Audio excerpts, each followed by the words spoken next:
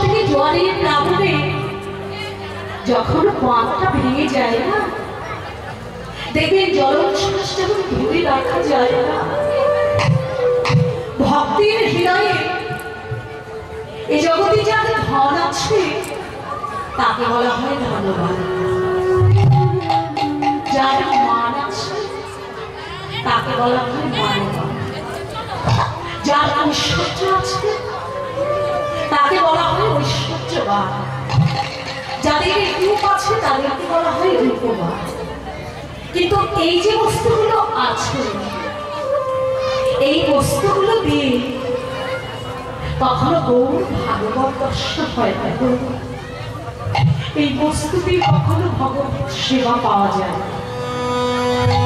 ভগবত সেবা তখনই পাওয়া যায়, তখনই পাওয়া সম্ভব, সেটি হলো হৃদয়ে যার প্রেম আছে, গৌর বলে, কৃষ্ণ বলে যার হৃদয়ে ব্যথা লাগে, সেই তো এই জগতের প্রকৃত ধর্ম।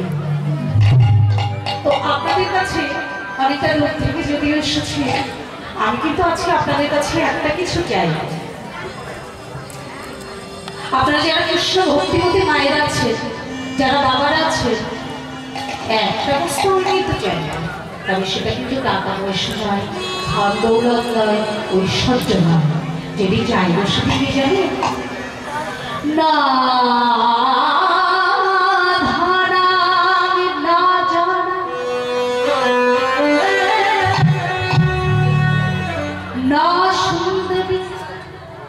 জগদীশ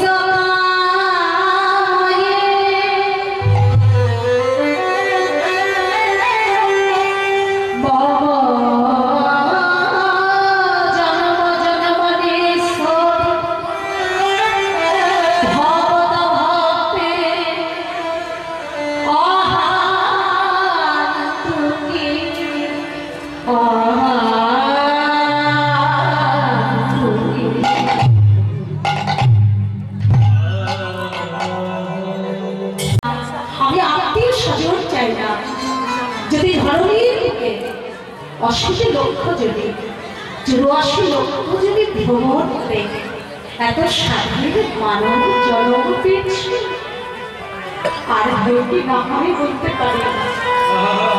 যদি আবার জন্ম হয় কি বলা, আপনারা বলতে পারেন এর পরের জন্মে হয়তো টিকটিকি হয়ে জন্ম হতে পারে, ছাড়পোকা হতে পারে, বিশ্ব নোংরার হতে পারে। যদি সত্যিকারের ধরনের দিকে আসতে পারে, আমরা তো দুটি বস্তু দিয়ে এই পৃথিবীর বুকে এসেছি। একটি হলো মাতৃরূপ মা, আর আরেকটি হলো পিতৃরূপ জন্ম। এই দুটি বস্তু যদি না থাকতো তাহলে আসা হতো না, জন্ম নিতে পারে। কৃষ্ণ ভক্ত পিতা ঔরস্য যেন আবার জন্ম নিতে পারে।